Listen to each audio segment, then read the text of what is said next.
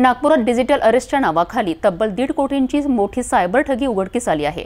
80 वर्षीय वृद्धाला मनी लॉन्ड्रिंग आणि दहशतवादी संबंधाच्या भीतीने धमकावून सायबर गुन्हेगारांनी 1,51,00,000 रुपये उकळलेत आहे। दुसरीकडे दुप्पट पैसे परत देण्याच्या आश्वासनावरनं 28 लाखांची आणखी एक गुंतवणूक ठगी उघड झाली आहे। सायबर व मानकापूर पोलिसांनी विविध कलमांनुसार गुन्हे दाखल करून तपास सुरू केला आहे।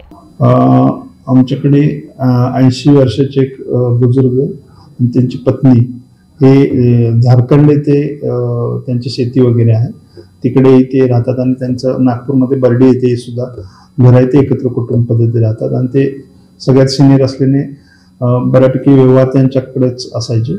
आणि ज्यावेळी ते झारखंडमध्ये होते त्यावेळी त्यांना एक कॉल आला व्हॉट्सअपवर की असं असं तुमचं जे आधार बँक अकाउंट आहे, तुमच्या मोबाईलला लिंक आहे, तुमच्या आधारला लिंक आहे, त्या अकाउंटवर बऱ्याच प्रमाणात ट्रान्झॅक्शन होत आहेत आणि ते सर्व पैसे जे आहेत अँटी नार्कोटिक्स ड्रग आणि इतर हे मानवी देह व्यापाराच्यातले असून त्याबाबतचे तपास असून त्यामध्ये केस दाखल झाले असून आपल्याला पकडण्यासाठी पकड वॉरंट काढण्यात आलेले आहे आणि आम्ही आपल्याला अरेस्ट करत आहोत।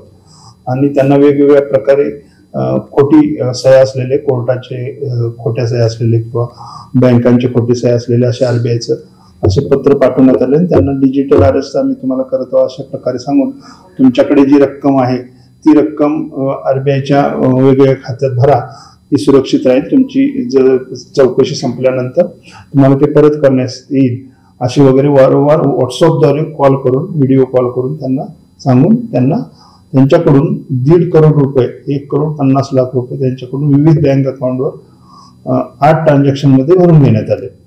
आणि त्यांनी ज्यावेळेला त्यांना आणि पैसे भरण्यासाठी सांगण्यात आले त्यावेळी त्यांनी त्यांचा मुलगा यांच्याकडे पैसे मागितले।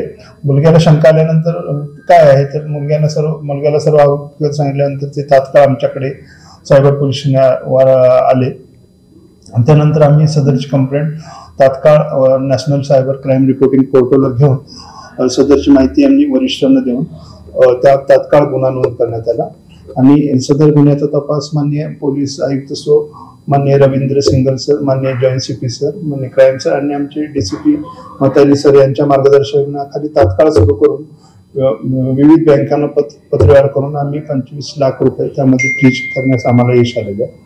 आता उर्वरित बँका जे पैसे आहेत त्याचा तपास आम्ही करत आहोत आणि ज्या अकाउंटवर पैसे गेले ते आणि जे कॉल करत होते अशा आरोपींचा आम्ही शोध घेऊन तांत्रिक तपासाद्वारे घेत आहोत। मला आपल्या मार्फतीने हेच आवाहन करायचं आहे, डिजिटल अरेस्ट ही संकल्पना कोणत्याही प्रकारे नाही। आपण अशा प्रकारे जर काय आपल्याला कॉलिंग आली किंवा व्हिडिओ कॉल आले तर आपण त्याला न घाबरता उत्तर द्या किंवा त्याला एंटरटेन करू नका। आणि अशा प्रकारे कोणत्याही प्रकारे जर सांगितलं तर कोणत्याही बँकेत पैसे आपण पाठवू नका। आणि जर आपल्यासोबत असं धोकाधडीचा प्रकार झाला तर 1930 किंवा national cyber crime reporting portal आहे त्यावर कॉल करून आपण तक्रार नोंद करू शकतो।